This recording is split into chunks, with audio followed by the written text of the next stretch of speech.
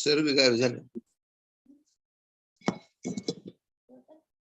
सरही गायब झाले.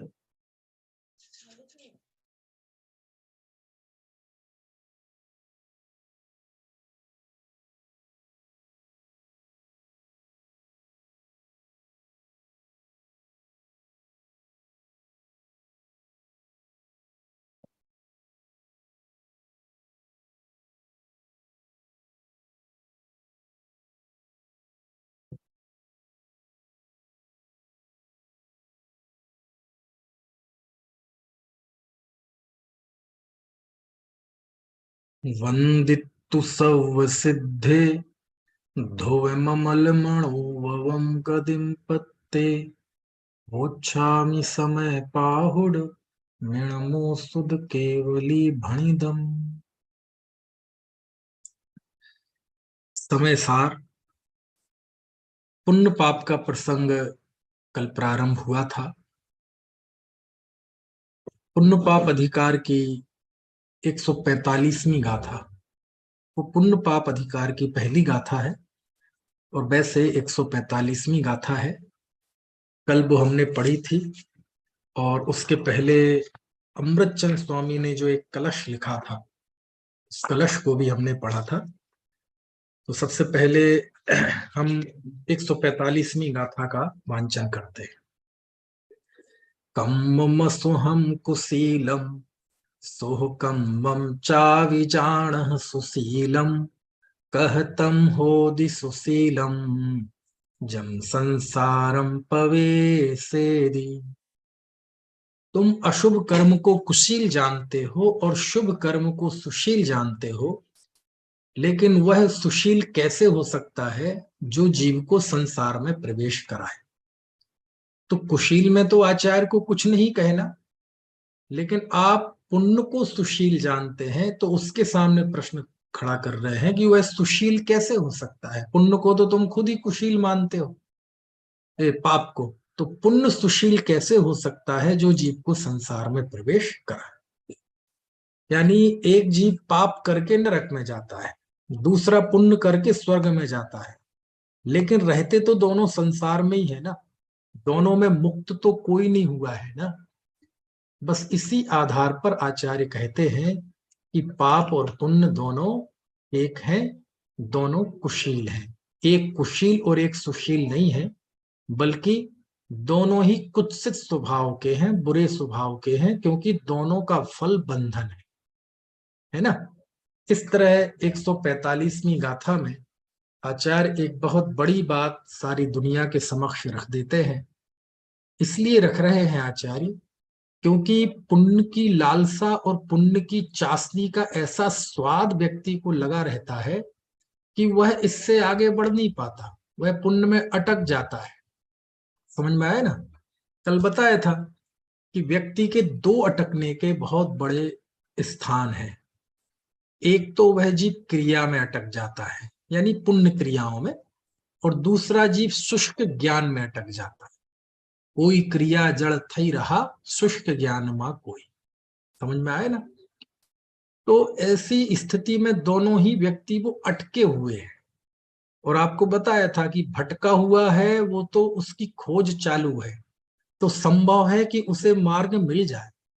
लेकिन जो व्यक्ति अटका है उसके लिए रास्ता ही बंद हो गया। किसने किया बंद? कुदरत ने नहीं किया, किसी व्यक्ति ने नहीं किया, बल्कि पुण्य में, पुण्य क्रियाओं में, पूजा भक्ति व्रत आदि में जो उसे ऐसा लगने लगा कि मैं धर्मात्मा, तो इस अज्ञान से, इस भ्रम से, है ना, वो स्वयं अटक गया है। यद्यपि ये ज्ञानी कह रहे हैं कि वो अटक गया है, लेकिन वह तो अपने आप को धर्मात्मा मानता है, वह तो अपने आप में खुश है, फूलों नहीं समा रहा है। क्योंकि प्रशस्त क्रियाओं में उसे, है ना, दूसरे काम बहुत होते हैं, उसको प्रशंसा मिलती है, दुनिया में यश मिलता है, लोग जय जयकार करते हैं, उसकी पूजा प्रशंसा करते हैं, है ना। और इसके फल में कदाचित उसे देवादि गति भी मिलती है। तो संसार की दृष्टि से तो उसकी पांचों उंगलियां घी में है। पुण्य भी बन रहा है, संसार में यश भी मिल रहा है, लोकेशना भी पूरी हो रही है। हालांकि जिस व्यक्ति के अंदर क्रियाओं से, शुभ भावों से लोकेशना की इच्छा होती है, उसे पुण्य बंधता भी नहीं है। लेकिन कदाचित नहीं है इच्छा, लेकिन हो रहा है। कहने का आशय यह है कि आचार्य पुण्य पाप में भिन्न देखना, पुण्य पाप दोनों को अलग अलग करके देखना, यानी एक को बुरा और एक को अच्छा मानना, ये मान्यता, इस भ्रम को वह आत्मानुभूति में बाधक मानते हैं। यदि कोई दोनों में भेद करता है, इसका मतलब आधा संसार अच्छा है और आधा संसार बुरा है। समझ में आया ना? यानी पाप के उदय से होने वाली नरक आदि गति बुरी है और पुण्य के उदय से होने वाली, है ना, देव आदि गति अच्छी है। और ये संसार में ही अच्छे बुरे की कल्पना करना, संसार में ही शुभ अशुभ की कल्पना करना, ये वो उसमें बाधक देखते। यही कारण ये है कि आचार्य बड़े चैलेंज के, मतलब कितना, है ना, इसे दोनों ही लहजे में कह सकते हैं। एक तो एक चैलेंज के लहजे में, और एक दूसरा एक समझाने के लहजे में, कि तुम अशुभ कर्म को कुशील जानते हो, शुभ कर्म को सुशील जानते हो, लेकिन वह शुभ कर्म सुशील कैसे हो सकता है जो जीव को संसार में प्रवेश कराए? बताइए। एक तो इस लहजे में हो सकता है। दूसरा, तुम अशुभ कर्म को कुशील जानते हो, शुभ कर्म को सुशील जानते हो, लेकिन वह शुभ कर्म सुशील कैसे हो सकता है? जरा सोचो, जरा दिमाग लगाओ, है ना, जरा अपने श्रुत ज्ञान का प्रयोग करो, थोड़ी समझदारी दिखाओ कि जो शुभ कर्म संसार में जीव को प्रवेश कराता है, वह सुशील कैसे हो सकता है, वह अच्छे स्वभाव का कैसे हो सकता है? ऐसी बात आचार्य इस गाथा में लिखते हैं। अमृतचंद आचार्य ने तो इस गाथा के पहले ही एडवांस में एक उदाहरण दे दिया था कि जैसे कोई शूद्रा के उदर से, पेट से जुड़वा बच्चों का जन्म हुआ, एक की ब्राह्मण के यहाँ परवरिश हुई और एक की उसी के यहाँ परवरिश हुई, शूद्रा के यहाँ। अब जो ब्राह्मण के यहाँ परवरिश हुई, वह इस अहंकार में कि मैं ब्राह्मण हूं, तो वो सप्त व्यसनों का त्याग करता है, शराब नहीं पीता है। और दूसरा, मैं शूद्र हूं, इस अनुभूति से वह उसी में स्नान करता है। लेकिन वास्तव में यदि मूलतः देखा जाए तो दोनों का उत्पत्ति स्थल एक है, दोनों की जाति एक है, दोनों की रगों में एक ही खून है। समझ में आए ना? दोनों ही शूद्र है। तो ये भ्रम क्यों दिखाई दे रहा है? बस हम उनके मूल को नहीं जान पा रहे हैं, है ना, उसकी जननी को हम नहीं जानते, उसके जनन की प्रक्रिया को नहीं जानते, इसलिए दोनों में ये भ्रम दिखाई दे रहा है। ऐसे ही पुण्य और पाप दोनों कर्म के बेटे हैं। एक पाप कर्म, एक पुण्य कर्म। पुण्य और पाप के अभी छोड़ दो तो दोनों क्या है? कर्म। ऐसा आचार्य उदाहरण देते हैं। खैर, अब थोड़ा विषय को आगे बढ़ाते हैं। आचार्य अमृतचंद का मन नहीं मानता।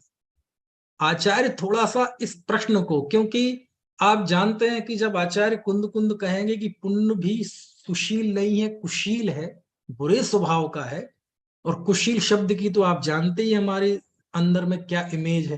कुशील को तो हम पाप कहते हैं, कहते कि नहीं?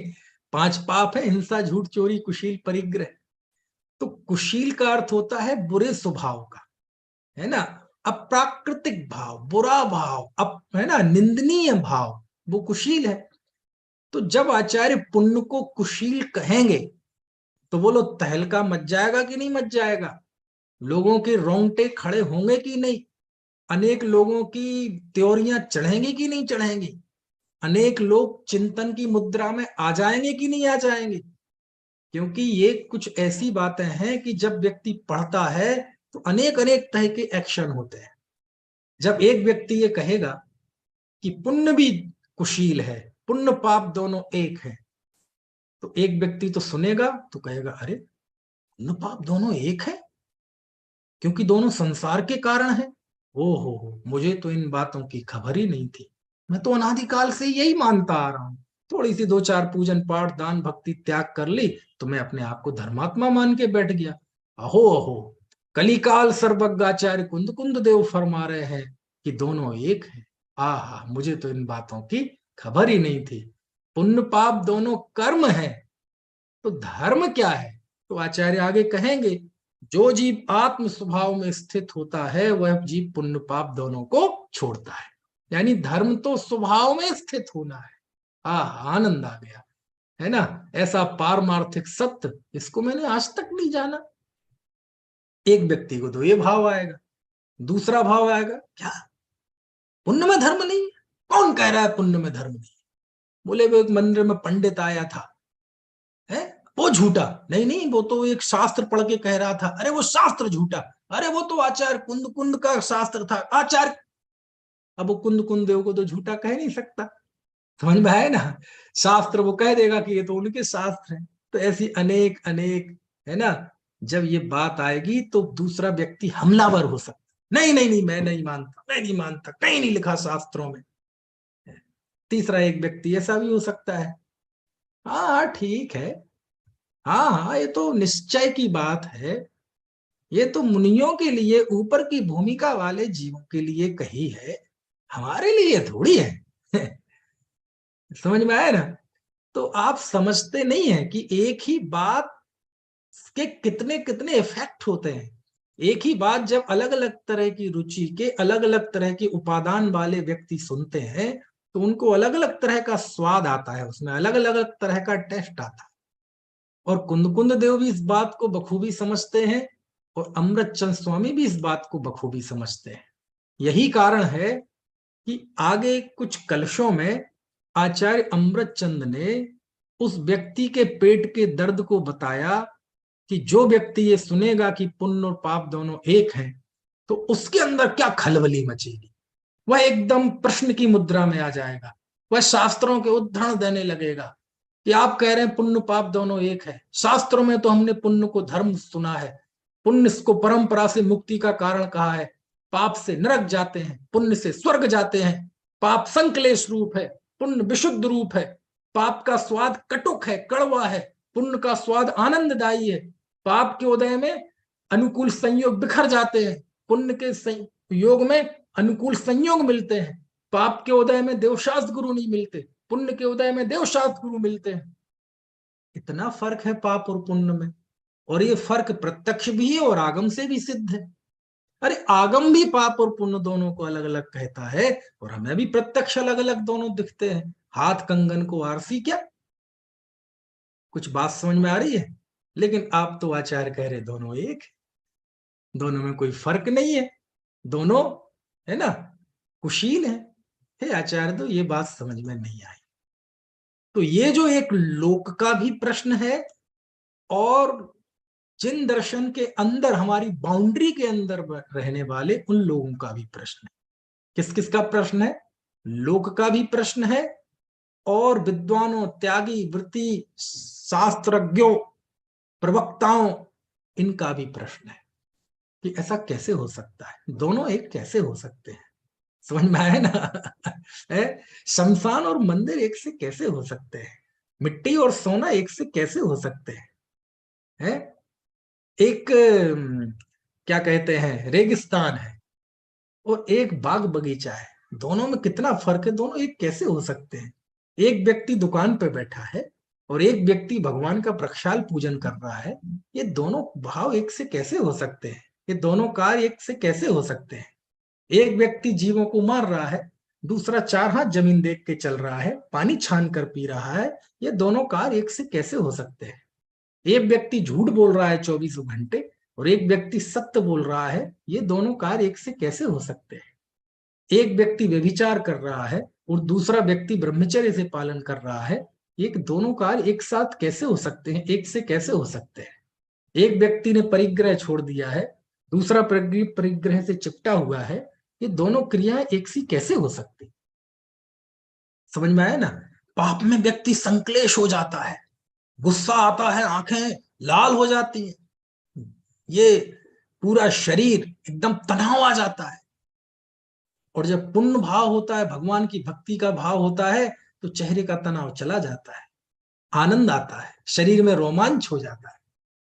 तो सब कुछ तो फर्क है आचार्य, पाप और पुण्य के फल में फर्क है, पाप और पुण्य के स्वाद में फर्क है, पाप और पुण्य के कारण में फर्क है, पाप और पुण्य के स्वरूप में जब सब कुछ फर्क है तो आचार्य आप दोनों को एक कैसे कह सकते?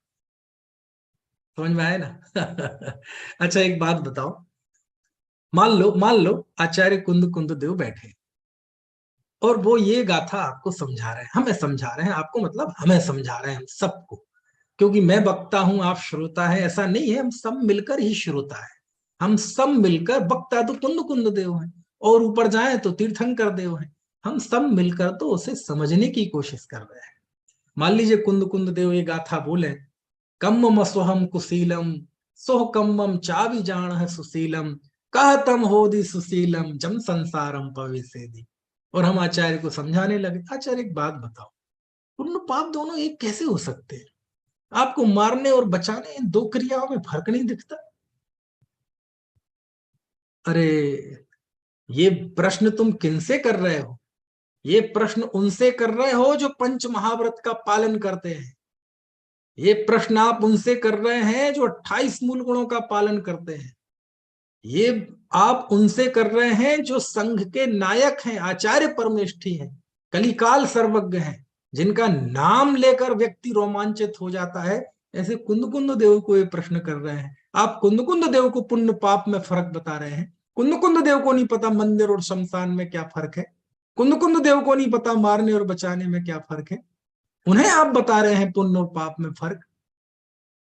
अरे, ये पुण्य और पाप का फर्क तो एक शराबी जानता है।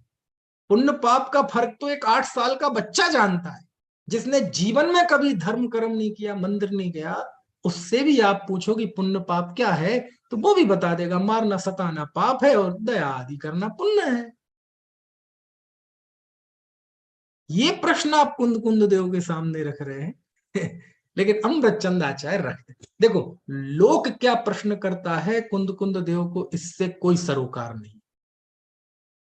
लेकिन एक व्यक्ति जो देवशास्त्र गुरु का भक्त है, देवशास्त्र गुरु पे उसकी श्रद्धा है, जिसकी ज्ञान शास्त्र पढ़ता है, आचरण अच्छा करता है, ऐसे जीवों को भी जब पुण्य पाप में भेद दिखाई देता है, परमार्थता, तो कुंद कुंद देव को थोड़ी सी अफसोस होता है। तो उन्हें थोड़ा सा लगता है कि नहीं, ये साधक समाज के झुके हुए कंधे, अज्ञान में डूबे हुए इनके, है ना, मस्तक, ये मुझे बर्दाश्त नहीं। अरे, साधक समाज तो इस परमार्थ को समझे, कम से कम लोक तो जाने दो। लोक को पुण्य पाप से कोई फर्क नहीं है, आत्मा परमात्मा से कोई मतलब नहीं है ना, भेद विज्ञान से कोई मतलब नहीं है। उसे तो खाने पीने से फुर्सत नहीं है, लौकिक कार्यों से फुर्सत नहीं है ना, मान प्रतिष्ठा से फुर्सत नहीं है, रुपए पैसे से फुर्सत नहीं है। लेकिन कम से कम जिसे थोड़ा भी ऐसा लगता है कि सांसारिकता छोड़ने लायक है, असली तो धर्म अपनाने लायक है, ऐसे जीवों के लिए वो कह रहे हैं कि कभी तुमने सुना भी है कि पुण्य पाप दोनों एक हैं? समझ में आया ना? कम से कम वो तो समझे इस बात को है। तो अमृतचंद स्वामी फिर प्रश्न करते हैं। अब क्या प्रश्न करते हैं? आगे एक कलश है, 102 नंबर का कलश, ये संस्कृत में है ना। अपन इसको पढ़ेंगे पंडित बनारसी दास जी की भाषा में, ठीक है? आपके पास है नाटक समय साहब? यदि है तो अच्छा है, और नहीं है तो मैं आपको शेयर करता हूं, है ना, बहुत आनंद आएगा। पंडित बनारसी दास जी का कल हमने जो पढ़ा था ना, जैसे काहू चंडालनी, है ना, उसके आगे वाला छंद है। देखो, पढ़ते हैं, मैं आपको करता हूं, शेयर करता हूं।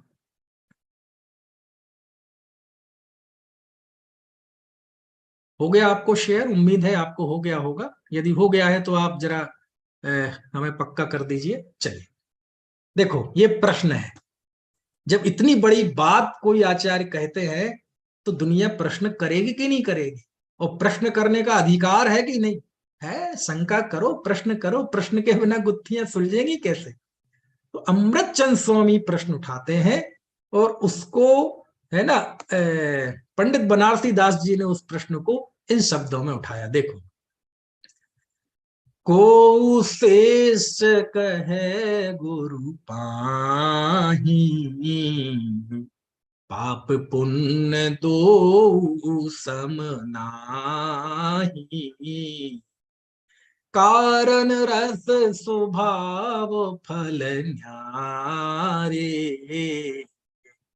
एक अनिष्ट लगे एक प्यारे। अर्थ समझ में आया कि नहीं? काव्य का मजा उसको काव्य जैसा पढ़ने में है ना। को शिष्य, देखो शिष्य है, आम आदमी नहीं है। कोई शिष्य गुरु पाही, गुरु के पास आकर कहता है। को शेष कहे गुरु पाही। कोई शिष्य, आम आदमी नहीं, शिष्य जैन है, जिन आज्ञा को मानता है, जिन आज्ञा के भंग करने का उसे डर है, ऐसा कोई शिष्य है ना, यानी नाम से जैनी है, कुलाचार का पालन करता है ना, हो सकता है व्रतादि का पालन करता हो, और यदि कुंद कुंद देव का शिष्य है तो हो सकता है वो मुनि हो, संघ का साधु हो। को शेष कहे गुरु पाही। कोई शिष्य गुरु के पास आता है और कहता है, पाप पुण्य दो सम नाही। देखो इसने तो निर्णय ही सुना दिया। समझ में आए ना। कोई शिष्य प्रश्न नहीं पूछ रहा है, वो तो सीधा कह रहा है कि आचार्य पाप और पुण्य दोनों एक है ही नहीं, समान है ही नहीं। समझ में आए ना। लेकिन चूंकि शिष्य है ये, तो वो जो कह रहा है उसे प्रश्न रूप में ही समझना चाहिए, क्योंकि ये प्रतिवादी नहीं है, ये शिष्य है। और शिष्य जिज्ञासा करता है, प्रश्न खड़े करता है, शंका खड़ी करता है, तो इस शंका के रूप में ही लेना चाहिए, भले ही वह निर्णय दिखा रहा है, बता रहा है। ठीक है। कोई शिष्य गुरु के पास आकर कहता है कि पाप पुण्य दोनों एक से नहीं है। क्यों नहीं है भैया? कारण रस स्वभाव फल न्यारे। दोनों के कारण अलग अलग है, दोनों का रस अलग अलग है, दोनों का स्वभाव अलग अलग है, दोनों के फल अलग है। एक अनिष्ट लगे एक प्यारे, और एक अनिष्ट लगते हैं और एक प्यारे लगते हैं। समझ में आया ना। एक का एक से कुगति होती है, एक से सुगति होती है। एक संक्लेश रूप है, दूसरा विशुद्ध रूप है। एक का फल कड़वा है और एक का फल मीठा है। अब ये साफ साफ प्रत्यक्ष दिखाई दे रहा है, और आप कह रहे हैं दोनों एक। समझ में आ रही बात की नहीं? ठीक है। इस तरह से बहुत अच्छा है? आपको ये चौपाई समझ में आई कि नहीं है? फिर से पढ़ लें एक बार। चलो फिर से पढ़ लेते हैं, है ना, क्योंकि जो चीज है उसको पढ़ लो। को शेष कहे गुरु पाही, दूसरी लय में पढ़ लो। को शेष कहे गुरु पाही, पाप पुण्य दो सम नाही। कारण रस स्वभाव फल न्यारे, अलग अलग है। एक अनिष्ट लगे एक प्यारे। ठीक है। प्रश्न खत्म हो गया? अभी प्रश्न समाप्त हो गया? बोले नहीं, अभी प्रश्न पूरा नहीं हुआ। आगे के एक छंद में पंडित बनारसी दास जी ये लिखे ना, कारण रस स्वभाव फल ये अलग अलग हैं दोनों के, तो इस प्रश्न को समझाते, क्योंकि ये प्रश्न छोटा नहीं है। लोक का तो ये प्रश्न हो उसकी चिंता नहीं है, लेकिन शास्त्र में अभी तो पुण्य पाप में फर्क बताया गया है। पुण्य को परंपरा से मुक्ति का कारण कहा है। पुण्य कहते किसे हैं? जो आत्मा को चमका दे उसे पुण्य कहते हैं। समझ में है ना। और ज्यो ज्यो व्यक्ति आत्म साधना करता है, उसके प्रशस्त प्रकृतियों का आश्रव बढ़ता जाता है, पुण्य बढ़ता जाता है, पाप घटता जाता है? पाप के स्थिति अनुभाग घटते जाते हैं, पुण्य का स्थिति अनुभाग बढ़ता जाता है। स्थिति कांडक घात, अनुभाग कांडक घात। समझ में आया ना। तो हे आचार्य देव, हमें तो स्पष्ट शास्त्र सम्मत है ये बात, है ना। तो इसी बात को प्रश्न और बढ़ाते हैं, इसको समझाते हैं और बताते हैं। देखो जरा देखते हैं।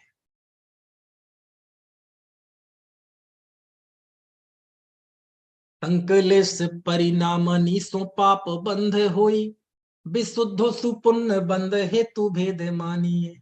देखो दोनों के हेतु भेद हो गए ना। हेतु अलग अलग हो गए। कैसे? संक्लेश परिणामों से तो पाप बंद होता है, संक्लेश परिणाम, है ना। व्यक्ति रो रहा है, गा रहा है, क्रोधित हो रहा है, अहंकार में जला जा रहा है, संतप्त हो रहा है, अपमानित महसूस कर रहा है, भयभीत है ना, ईर्ष्या में जल रहा है, कषाय में जल रहा है, लोभ में जल रहा है, मायाचारी में जल रहा है, तो ये कहलाते सब संक्लेश परिणाम।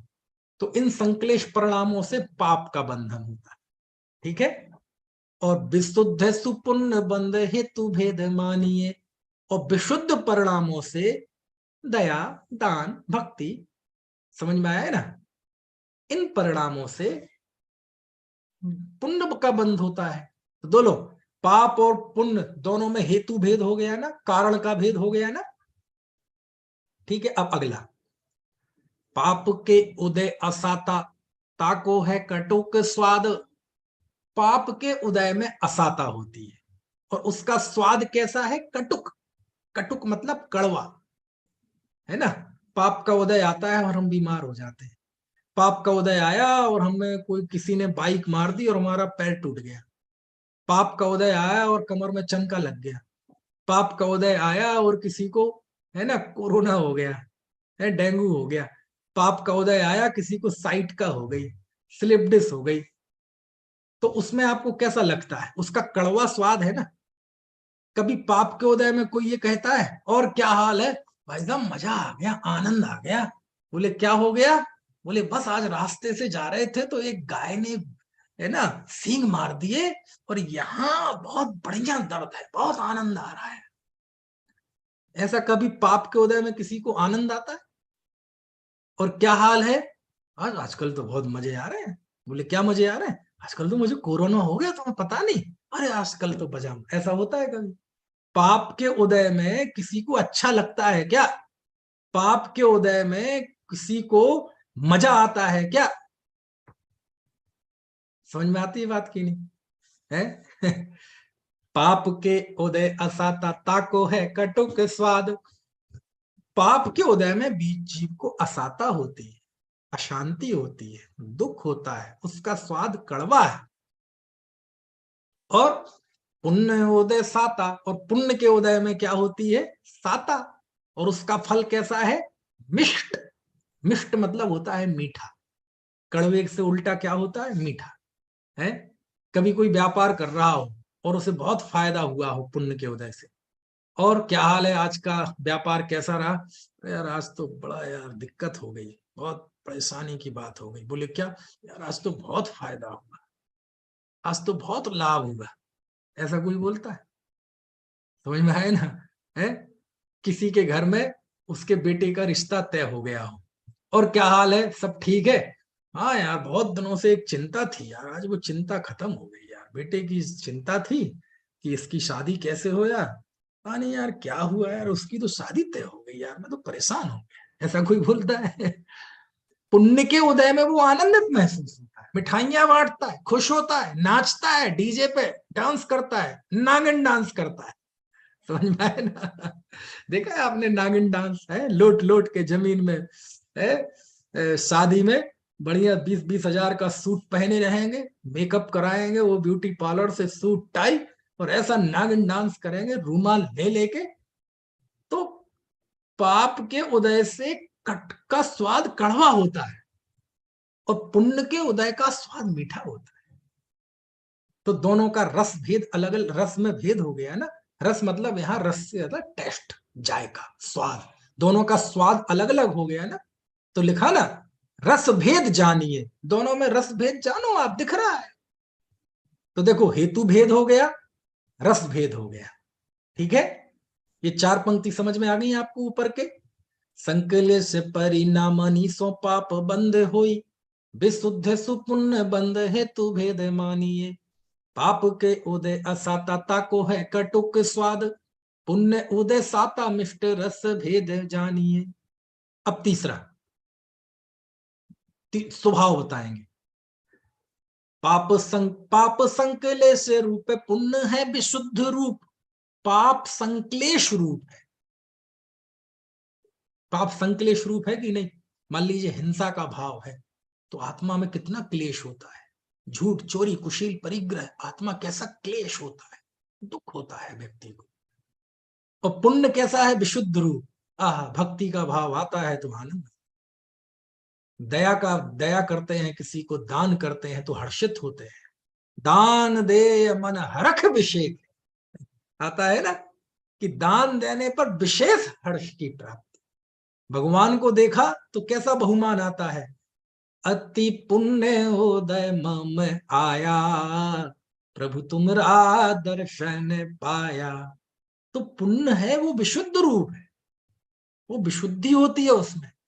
और पाप में जाकी छाती ताती कारी, कुटिल्य कुबाती भारी, ऐसो ब्रह्म घाती है मिथ्याति महापात की। ये भी पंडित बनारसी दास जी का है ना। तो पाप में व्यक्ति संक्लेशमान होता है, क्लेश होता है, उसमें बहुत तकलीफ होती है, पसीने पसीने हो जाता है। समझ में आया ना, ब्लड प्रेशर बढ़ जाता है, हृदय की धड़कनें बढ़ जाती हैं। और जो ही यहाँ भक्ति दया दान पूजा का भाव आया, स्वाध्याय का भाव आया, है ना, जिनवाणी के दर्शन किए, देव के भगवान के दर्शन किए, मुनिराज के दर्शन किए, हृदय आनंद से विभोर हो जाता है, मन मयूर नाच उठता है। तो एक संक्लेश रूप है, दूसरा विशुद्ध रूप है। बोलो दोनों का स्वभाव, दोनों का नेचर, दोनों की प्रकृति, दोनों की फितरत अलग अलग है कि नहीं? दोहू को स्वभाव, ये दोनों का स्वभाव भिन्न भिन्न भिन्न है। भेद यो बखानिए, ऐसा भेद बखानिए आप, ऐसा भेद बताया, कहा गया है, साफ साफ है। तो देखो, हेतु भेद हो गया, रस भेद हो गया, और स्वभाव भेद हो गया। ठीक है। अब चौथा, पाप सो कुगति हुई। पाप से कुगति होती है, नरक गति जाता है भी पाप से, त्रेंच गति जाता है, एक इंद्रिय बन जाता है, कुत्ता बिल्ली गाय भैंस बन जाता है। पुण्य सो सुगति हुई, और पुण्य से सुगति होती है, व्यक्ति देवगति में जाता है। तो ये ऐसो फल भेद, ऐसा जो फल भेद है, पाप का फल और पुण्य का फल, प्रत्यक्ष प्रमाणीय, बिल्कुल प्रत्यक्ष समझ में आता है, प्रत्यक्ष है ये। बोलो हाथ कंगन को आरसी क्या है। एक व्यक्ति रईस बना है, सुंदर है, पैसे वाला है, यश है, प्रतिष्ठा है, सब तरह के सुख है, और एक दूसरा व्यक्ति भीख मांग रहा है, खाने को रोटी नहीं है, अपंग है, हाथ पैर टूटे हुए है ना, मक्खियां भिनक रही है। अब बोलो ये स्पष्ट दिखाई दे रहा है कि पुण्य और पाप के फल है। एक वो कत्ल खाने में जीप काटा जा रहा है, और एक व्यक्ति आराम से एसी में, करोड़ों रुपए की संपत्ति उसके पास है, यश है, सब भोग की सामग्री है। आपको स्पष्ट दिखाई नहीं दे रहा वो पुण्य का उदय और ये पाप का उदय। तो पाप से कुगति होती है। एक व्यक्ति लो हजारों साल तक पेड़ बन के कितना कष्ट सह रहा है, और एक दूसरा व्यक्ति देवगति में सुख भोग रहा है। तो आप स्पष्ट देख रहे हैं कि एक का फल कुगति है और दूसरे का फल सुगति है। तो समझ में आए ना, ऐसा फल भेद, ऐसा फल का भेद, यानी दोनों के फल अलग अलग हैं, प्रत्यक्ष प्रमाणीय, अरे प्रत्यक्ष प्रमाण से सिद्ध हो रहे हैं, स्पष्ट दिखाई दे रहा है। समझ में आए ना। ऐसा प्रश्न है ना, अमृत चंदाचार्य ने कलश में पूछा, और पंडित बनारसी दास जी ने उस प्रश्न को इस तरह से विस्तार किया इस छंद में। एक साथ पढ़ते हैं जरा इस छंद को एक बार। संकले से परिणाम नीसो पाप बंद होई, विशुद्ध सुपुण्य बंद हेतु भेद मानिए। पाप के उदय असाता ताको है कटु के स्वाद, पुण्य उदय साता मिष्ट रस भेद जानिए। पाप संकले से रूप पुण्य है विशुद्ध रूप, दोहों को स्वभाव भिन्न भेद यूं बखानिए। पाप सो कुगति हुई पुण्य सो सुगति हुई, ऐसो फल भेद पर तिच्छ पर मानिए। समझ में आया। ये नीचे संस्कृत का कलश लिखा है, ये इसी का है ना विस्तार है। ठीक है, प्रश्न समझ में आ गया आपको है। कितना जबरदस्त प्रश्न है आपके पास कोई जवाब इसका? ऐसा नहीं है भैया, समय सार एक बहुत बड़ा चैलेंज था कुंद कुंद देव के लिए। क्योंकि समय सार में कुंद कुंद देव जो कहना चाहते हैं लोक उसके खिलाफ है, और आगम की अनेक विवक्षाएं भी खिलाफ है। खिलाफ मतलब विरुद्ध नहीं, विवक्षा का फर्क है। वो निश्चय से बात करते हैं तो शास्त्र में व्यवहार की असंख्य अपेक्षाएं हैं। वो शुद्ध नय की बात करते हैं तो अशुद्ध नय के लाखों कथन है। तो विवक्षाएं भी इस शुद्ध नय से अलग है। तो बहुत कठिन काम है, कैसे समझाएं दुनिया की कि पाप पुण्य दोनों एक है। 56 इंच का कलेजा चाहिए, 56 इंच का नहीं, 56 इंच का तो हमारे मोदी जी का भी, 156 इंच का कलेजा चाहिए बात कहने के लिए, और ये बात सुनने के लिए। सुनने के लिए भी कलेजा चाहिए। कहने वाले तो आचार्य कुंद कुंद देव हैं, परम समरसी भाव में निमग्न, कलिकाल सर्वज्ञ है ना, सर्वज्ञ का साक्षात दर्शन करने वाले, दिव्य ध्वनि करने वाले। उनसे ज्यादा मजबूत कलेजा सुनने वाले के चाहिए। समझ में आया ना। और अमृतचंद आचार्य तो बहुत आनंद लेते, मैंने देखा अमृतचंद आचार्य की आप पढ़ेंगे तो बहुत मजे, उन्हें कोई जल्दी नहीं है आगे बढ़ने की। उन्हें कोई जल्दी नहीं है कि केवल एक एक शब्द का अर्थ करके हम केवल एक औपचारिकता पूरी कर दें टीका लिखने की। वो एक एक शब्द के अर्थ में नहीं पढ़ते।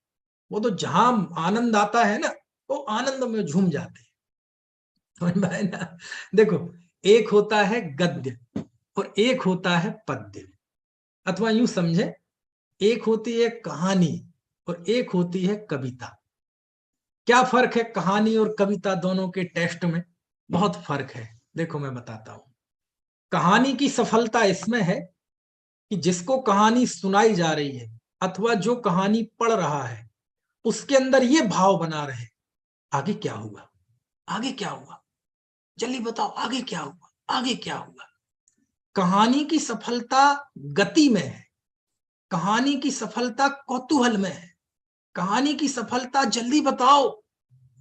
ये भाव जितना आपके अंदर प्रगाढ़ होगा, आपको बेचैन कर देगा, समझ लो वो कहानी उतनी ही सफल। लेकिन कविता की सफलता किसमें है? नहीं नहीं, वो बढ़ना नहीं चाहता, वो बढ़ना नहीं चाहता। वंस मोर, फिर से बोलना भैया जरा, वंस मोर, फिर से बोलना जरा। यानी वो पढ़ने का बार बार मन करे, उस छंद को बार बार दोहराए, उससे आगे नहीं जाना चाहता, ठहरना चाहता है। तो कहानी की सफलता गति में है और कविता की सफलता ठहरने में। कहानी की सफलता कौतूहल में, आगे क्या हुआ, और कविता की सफलता जरा फिर से कहना, जरा फिर से कहना, जरा फिर से कहना। आपने कीर्तन नहीं देखा? व्यक्ति 24-24 घंटे एक ही वाक्य दोहराता रहेगा, हरे राम राम राम हरे हरे। समझ में आए ना। जैनियों में आएंगे तो णम अरहंताड़म णम से धाड़, अघाता नहीं है व्यक्ति। आपको कोई गीत भजन पसंद हो तो जिंदगी में लाखों बार सुन लेंगे, तब भी अघाता नहीं है जी। अब मेरे संकित सावन ये कविता है, लाखों बार सुन लो, आप अघाएंगे नहीं। लेकिन कहानी कितने बार सुन लेंगे? एक बार एक मौका ऐसा आएगा सारे डायलॉग रट जाएंगे। लेकिन कविता कितनी बार सुन लो, है ना। तो जब अमृत चंद देव आनंद में डूब जाते हैं ना, तो वो बस वो आनंद लेते, आनंद। अब देखो, कुंद कुंद देव ने कोई सफाई नहीं दी, वो कोई प्रश्न नहीं सुनना चाह रहे इसके खिलाफ। उन्होंने सीधा कह दिया पुण्य पाप दोनों एक है। वो किसी बात का जवाब नहीं दे रहे, उन्होंने एक लाइन में एक प्रश्न खड़ा करके सबको चित्त कर दिया। क्या? कि जो संसार में प्रवेश कराता है वह सुशील कैसे हो सकता है। बस लाख बात की एक बात, हमें तो इस बात का जवाब चाहिए साहब। वो परंपरा से मुक्ति का जो संसार में प्रवेश कराए वह सुशील कैसे होता है साहब। वो जो जो श्रेणी चढ़ते हैं पुण्य की वृद्धि होती जाती है, जो संसार में ले जाए वह मुक्त सुशील कैसे हो सकता है साहब। साहब देखो, पुण्य के उदय से ही समूषण मिलता है, देवशास्त्र गुरु मिलते हैं, ये होता है वो होता है, रहते तो संसार में ही हो ना, मुक्त तो नहीं हुए ना। यानी कुंद कुंद देव तो एक प्रश्न करके बात खत्म कर देते हैं, बोले हमें इससे ज्यादा नहीं सुनना, समझ जाओगे तो इतने में समझ जाओगे। लेकिन अमृत चंद्राचार्य समझते हैं, बोले ये सुनते ही लोगों के पेट में कितनी मरूड़े उठे, कितनी, है ना। तो इसलिए वो प्रश्न खड़े करते हैं, और उन्होंने 102 नंबर के कलश में ये प्रश्न खड़ा किया। समझ में आया ना। अब पंडित बनारसी दास जी और जरा आनंद में, तो वो उस प्रश्न को भी फैला देते हैं, और एक एक कि देखो रस अलग अलग, स्वभाव अलग अलग, फल अलग अलग। समझ में आया ना। तो ये सब सीखनी चाहिए ये चीजें, कि टीकाकार वचनिकाकार कैसे उसमें आनंद में डूबते हैं। ये श्रुत अभ्यास है ना। तो प्रश्न समझ गए आप। अब देखो जरा, अब जो बनारसी दास जी इसका जवाब देते हैं, ये जवाब पढ़ने लायक है। 4 दृष्टियों से फर्क बता दिया, कारण, रस, स्वभाव और फल, ये दोनों अलग अलग है। ये प्रश्नकार था। अब पंडित बनारसी दास जी इसका जो जवाब देते हैं वो आप सुनो, वो देखते हैं जरा आगे। देखो, पाप बंध पुण्य बंध दो में मुक्ति नाही। वहां 4 शंकाएं खड़ी की 8 लाइनों में, लेकिन उन चारों प्रश्नों का, चारों शंकाओं का जवाब यहां 8 लाइन में नहीं देंगे, 4 लाइन में देंगे। एक एक लाइन में उनका समाधान। पाप बंध पुण्य बंध दोहू में मुक्ति नाही। हा, खत्म हो गई बात। देखो शब्द देखो, पाप बंध, पुण्य बंध। पाप बंध में से पाप हटा दो, पुण्य बंध में से पुण्य हटा दो, तो दोनों में कॉमन क्या है? बंध। पाप बंध, पुण्य बंध, ऐसे पढ़ना पड़ेगा तब समझ में आएगा वो। दोहू में मुक्ति नाही, बताओ इसमें कोई मुक्ति है? पाप बंधन में भी बंधन है, पुण्य बंध में भी बंधन है, दोनों में मुक्ति है क्या? एक से पाप बंध होता है, एक से पुण्य बंध होता है। एक 3rd क्लास की जेल है, एक 1st क्लास की जेल है। समझ में आया ना। वाह। पाप बंध पुण्य बंध दो में मुक्ति नाही, अरे दोनों में मुक्ति नहीं है। क्या बढ़िया। जब हम बोलते हैं ओम ह्रीम श्री देवशास्त्र गुरुभ्यो अष्ट कर्म धैनाय धूपम निरपामति स्वाहा, हे देवशास्त्र गुरु में 8 कर्मों के नाश करने के लिए आपके सामने धूप समर्पित करता हूं। तो आप ये बोलते हैं भगवान रुकना जरा, रुकना, वो गलती से निकल गया मुंह से, इसमें पुण्य छोड़ दो जरा, सातावेदनी छोड़ दो, 7.5 कर्म धैनाय धूपम निरपामति स्वाहा, ऐसा बोलता है कोई? अरे हम आपकी बोली पे तो न्यौछावर। कैसा भावुक के साथ भगवान के सामने बोलता है, मुझे 8 कर्मों का नाश करना है। और 8 कर्मों में 4 घाती कर्म तो पाप रूप है। पाप पुण्य का भेद केवल अघाती कर्मों में है। साता वेदनीय पुण्य रूप, असाता वेदनीय पाप रूप। मनुष्य त्रयंच देव आयु पुण्य रूप और नरक आयु पाप रूप। उच्च गोत्र पुण्य रूप, नीच गोत्र पाप रूप। ऐसी नाम कर्म में है 93 प्रकृतियां। तो पुण्य और पाप का भेद तो केवल अघाती कर्मों में है, घाती कर्म तो पाप रूप ही है। लेकिन जब भगवान के सामने बोलता है तो इतनी ईमानदारी से बोलता है कि मुझे 8 कर्म नाश करना है, मुझे पुण्य भी नाश करना है, देखो तो साता वेदनी भी नाश करना है, मनुष्य त्रयंच देव आयु, चारों आयु नाश करनी है, उच्च गोत्र नीच गोत्र भी नाश करना है। अरे ज्यादा क्या कहें, नाम कर्म की एक प्रकृति है तीर्थंकर नाम कर्म, हमें तो वो भी नाश करनी है ही नहीं, क्या नाश करेगा? समझ में आया ना। अरे ऐसा कहकर वो अपना विजन बताता है कि हमें सांसारिकता नहीं चाहिए, हमें लोकेशड़ा नहीं चाहिए, हमें पुण्य की उत्कृष्ट जो अभिव्यक्ति है, पुण्य का जो उत्कृष्ट रूप है तीर्थंकरपना, हमें वो भी नहीं चाहिए। लेकिन भगवान के सामने बोलने के रूप में जितना ईमानदार है, भीतर से उतना ही कुटिल है। अंदर में पुण्य की लालसा है, पुण्य को धर्म मानता है, वो भगवान के सामने कह रहा है कि हमें 8 कर्मों का नाश चाहिए। समझ में आया ना। ये तो अच्छा है लोग ज्यादा समझते नहीं है। क्या कहा? अच्छा है लोग ज्यादा समझते नहीं है, नहीं तो कल के दिन ये मंत्र बदल देंगे। समझ में आया? अच्छा जी, इसमें पुण्य के नाश की भावना भाई है, हमें नहीं पढ़ना ये मंत्र। है इसलिए अच्छा है बोलो भैया बोलो, तदनुसार कभी तो बुद्धि खुलेगी, है? ठीक है, तो ये कारण भेद का जवाब हो गया। अब दूसरा, जो बात स्वाद की थी कि एक का स्वाद कटुक है, एक का स्वाद मधुर है, तो कहते हैं कटुक मधुर स्वाद पुग्गल को पेखिए। अरे भैया, ये जो कटुकता और मधुरता है, ये सब तो पुद्गल की अवस्था है। बीमारी किसमें होती है? पुद्गल में। स्वस्थ कौन होता है? पुद्गल होता है ना? पैसा आता है, वो भी पुद्गल है। पैसे का नुकसान होता है, वो भी पुद्गल है। कोई गाली देता है, वो भी पुद्गल है। जो प्रशंसा करता है, वो भी पुद्गल है। कोई माला पहनाता है, वो भी पुद्गल है।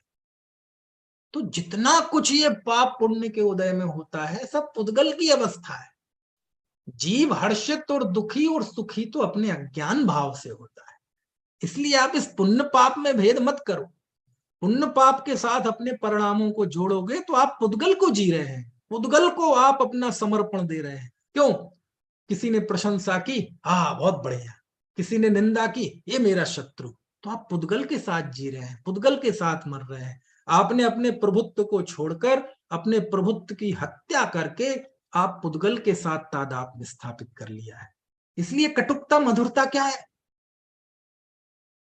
यही तो कारण था कि कुंद देव से पूछा श्रमण कौन है, मुनि कौन है?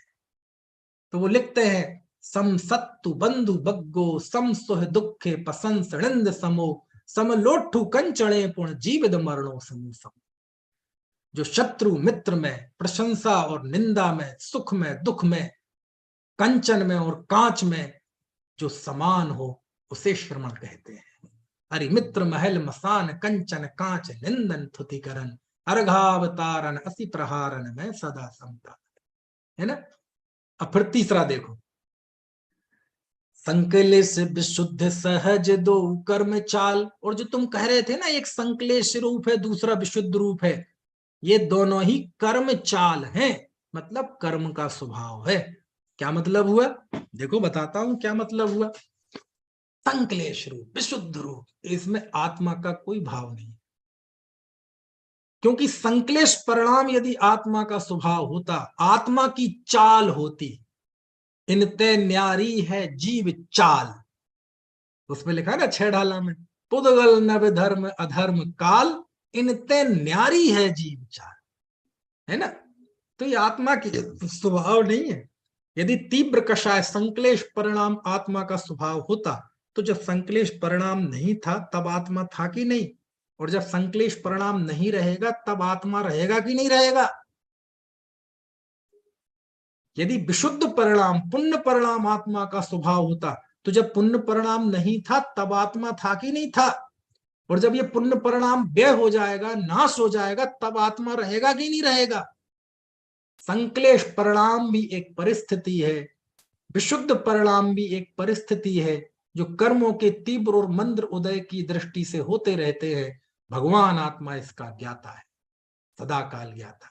ये कर्म के स्वभाव है, समझ में आए ना? संकलेश विशुद्ध सहज दो कर्म चाल। और चौथा, और जो तुमने बात कही कि पाप से कुगति होती है और पुण्य से सुगति होती है, तो लिखते हैं कुगति सुगति जग जाल में बिसेखिए। अरे ये कुगति और सुगति जिसे तुम कहते हो, ये तो संसार रूपी जाल में फंसाने वाली है। बस थोड़ा सा पाप और पुण्य का तरीका अलग अलग है, लेकिन है दोनों जीव को फंसाने वाले। एक थोड़ा सा एक ऐसे ही सा उदाहरण याद आ गया। जैसे मान लो एक लड़की निकली कॉलेज से, तो उसे 2 व्यक्ति, 2 लड़के परेशान करने लगे। एकांत सी जगह थी, तो पीछे से एक कार में बैठ के 4 लड़के आए और उन्होंने उन 2 लड़कों को डांट टपट के मार पीट के भगा दिया। बोले अरे अरे आपको आप ऐसे अकेले मत घुमा करो, ऐसे एकांत जगह में आओ, जल्दी बैठो, मैं आपको घरे छोड़ देता हूँ। अब वो लड़की बैठ गई गाड़ी में, मैं ना, अब चल कुछ देर तो भैया आप लोग नहीं आते तो क्या होता, आपको बहुत थैंक्स और ये और वो जो आप चालते जानते हैं शिष्टाचार, वो हमसे ज्यादा आप जानते हैं, तो आप मुझे घर छोड़ देंगे सच में, आपका ये एहसान जीवन भर नहीं भूलेंगे और ये वो सारी बात है। तो ठीक है, अरे आप ये गाड़ी कहाँ ले जा रहे हैं? बोले आपके घर छोड़ दे रहे हैं ना। बोले नहीं, हमारा घर तो इस तरफ है। बोले अरे वहां अभी हम लोग आ रहे थे, वहां भयंकर ट्रैफिक जाम है, तो यहाँ से। अच्छा अच्छा ठीक है। अब उसे भ्रम हो गया। फिर और दो, अरे ये तो नगर के बाहर ही आ गए, कहाँ ले जा रहे हैं आप? चुप बैठ। अच्छा, अभी तो बहन जी कह रहा था, अब एकदम चुप बैठ। और उसे कुछ शंका हुई। नहीं नहीं, मुझे उतार दो, मैं तो चली जाऊंगी अपने घर में। उसने निकाले चक्कू, बंदूक, कट्टा, रामपुरी। अब ये सब नाम इसलिए आते हैं कि हम मेरठ में रहते हैं। है ना? चुप रहे। अब उसे समझ में आ गया कि हम गलत पड़ गए, और वह एक जगह ले गए, उसे कार से उतारा। तो जो लड़के छेड़ रहे थे ना, वो भी वहीं बैठे थे। समझ में आया ना? मतलब ये एक ही ग्रोह के सदस्य है। समझ में आया ना? है, एक चक्कू के दम पे ले जाते हैं, एक छेड़छाड़ के परेशान करते हैं, दूसरा प्यार से ले जाके लेकिन ये दोनों सील पे संकट पैदा करने वाले हैं। ऐसे ही इसी तरह, है ना, पाप व्यक्ति को कष्ट देकर, खूब पीड़ा देकर, है ना, उसी जीव को घुमाता है संसार में। नरक में तिल तिल करें देह के खंड, असुर भिड़ावें दुष्ट प्रचंड, तहां भूमि पर सद दुख सो, बिच्छू सह डसस नहीं तिसो। और पुण्य ले, बैक्टीरिया शरीर ले ले, कोई उसमें सर्दी गर्मी भूख प्यास नहीं, चल चल स्वर्ग का देव हो जा। कोई भूख प्यास नहीं, कोई सर्दी गर्मी नहीं, कोई लड़ाई झगड़ा नहीं, खूब आनंद में रहना। बेटे रहेगा संसार में। एक व्यक्ति को डंडे के दम पे घुमाता है, दूसरा पुचकार के ले मर जा, ले मर जा। समझ में आया ना? क्यों? आत्मा तो दोनों को नहीं मिला ना, मुक्ति तो दोनों को नहीं मिली ना, संसार में तो दोनों रहे ना। ये लिख रहे हैं आचार्य। कुगति सुगति जग जाल में बिसेकी। ये कुगति कहो चाहे सुगति कहो, ये तो जगजाल में फैलाने, ये तो संसार, है ना, किस जाल में भ्रमाने वाली चीज है। समझ में आया ना? है, क्या बात है। तो चारों के जवाब दे दिए। किंतु, लेकिन, बेकिन, अगर, मगर, जो भी हो आचार्य, अंतर तो है दोनों में, अंतर तो है। अब इतना समझाने के बावजूद भी यदि अंतर दिखता है, तो आगे बनारसी दास जी ऐसा कहते हैं, इतनी खतरनाक बात, कि सामने वाला थोड़ा सा भावुक हो और तीव्र कसाई हो, तो बगल में कुछ चीज रखी हो तो फेंक के मार दे। मालूम क्या लिखते हैं? कारण आदि भेद तो ही सूझत मिथ्यात्व माही। ये जो कारण आदि भेद तुम्हें पुण्य पाप में दिखाई दे रहे हैं, कि दोनों के कारण अलग, रस अलग, स्वभाव अलग, फल अलग, ये जो तुम्हें भेद दिखाई दे रहा है, ये इसलिए दिखाई दे रहा है कि तुम में मिथ्यात्व का उदय चल रहा है। ये मिथ्या दृष्टि होना, तुम अज्ञानी होना, मूर्ख होना, मिथ्या भाव के कारण तुम्हारे मिथ्यात्व चल रहा है, इसलिए तुम्हें ये भेद दिखाई दे रहा है। कौन कहे ये बात? मैंने कहा था ना, कहने वाले तो चलो सब ज्ञानी है, उनकी तो बहुत बड़ा कलेजा है, सुनने वाले के लिए भी कितने इंच का सीना चाहिए? 156 इंच का। किंतु परंतु अगर मगर हमें तो दिखाई देते हैं दोनों अलग अलग। बोले तुम्हें दिखाई दे रहे हैं ना, ये मिथ्यात्व के कारण दिखाई दे। कारण आदि भेद तो ही सूझत मिथ्यात्व माही, ऐसो द्वैत भाव ज्ञान दृष्टि में ना देखिए। अच्छा, आपको शेयर नहीं किया, शेयर कर दूं। कारण आदि भेद तो ही सूझत मिथ्यात्व माही, ऐसो द्वैत भाव भाव ज्ञान दृष्टि में ना लेखिए। तो असलियत क्या है? दो महा अंधकूप। अरे रे, दोनों अंधकार के कुएं हैं, और अंधकार नहीं लिखा, महा, दोनों महा अंधकूप, दो कर्म बंध रूप, दोह को विनाश मुख मार्ग में देखिए। मोक्ष के मार्ग में दोनों का विनाश देखो।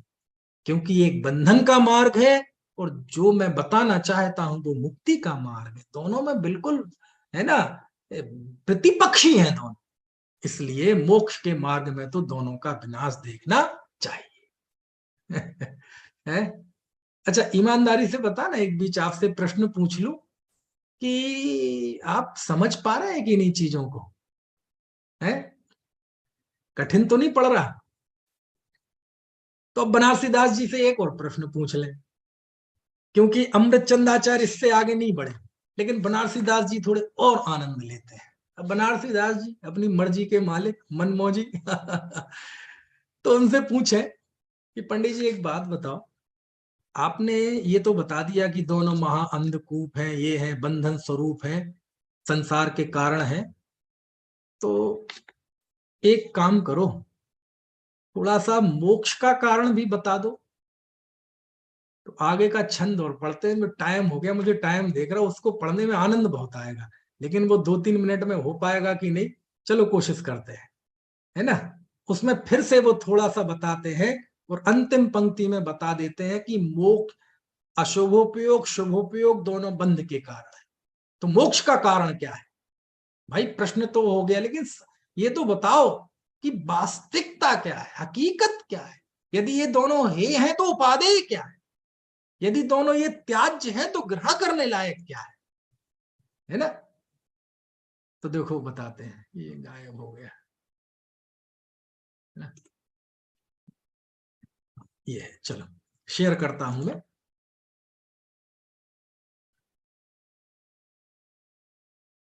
इसी के आगे है छंद।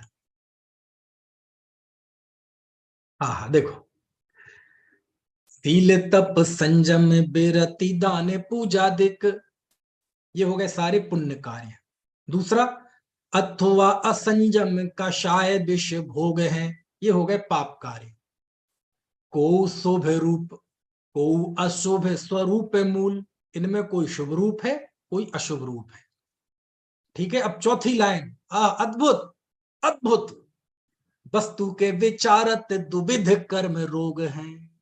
लेकिन वस्तुतः विचार किया जाए, हकीकत का विचार किया जाए, जिसका कोई अपवाद नहीं है, जिसमें कोई संदेश या कोई प्रेरणा नहीं है, ये हकीकत है, हकीकत, वास्तविकता, सार्वभौमिक सार्वकालिक सत्य, इसका नाम है वस्तु के विचारत।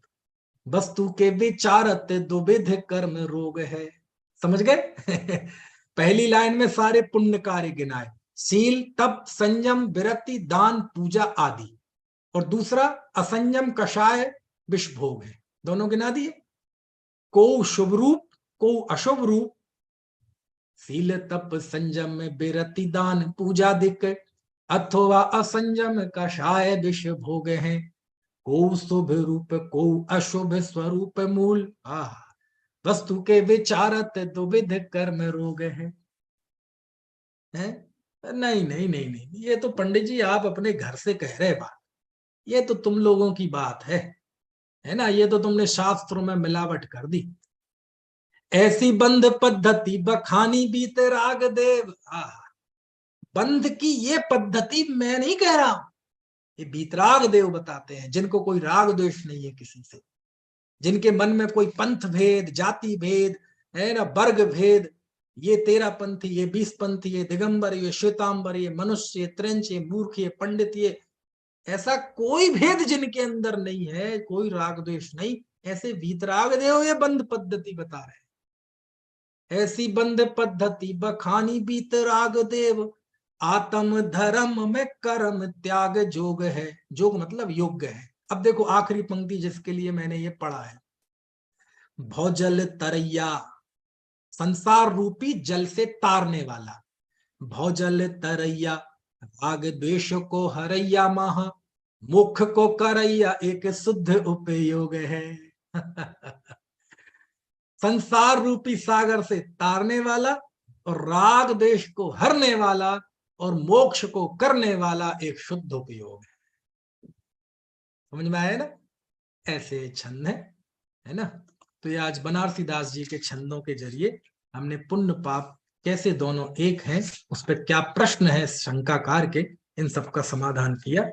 अब आगे कल हम 145वीं गाथा, 146वीं गाथा पढ़े। ठीक है, चलिए।